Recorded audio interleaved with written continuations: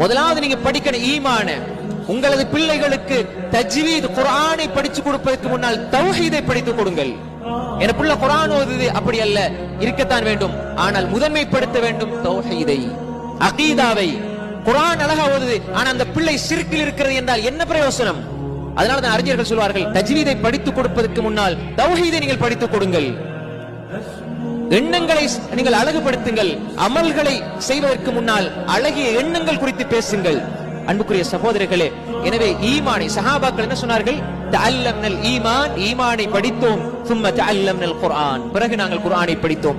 குர்ஆனை படிக்க படிக்க ஃபஸத்னா பிஹி ஈமானா, ஈமான் கூடியது, ஈமான் கூடியது. மூமின்கள் யார்? இதா துக்கிரல்லாஹ், அல்லாஹ் என்று சொல்லப்பட்டாலே வஜ்லத் குலூபுஹும், அவர்களுடைய இதயங்கள் நடுங்கணும். நம்முடைய எண்ணங்கள், நம்முடைய உள்ளங்கள் நடுங்குகின்றனவா என்பதை பரிசீலிக்க வேண்டும்.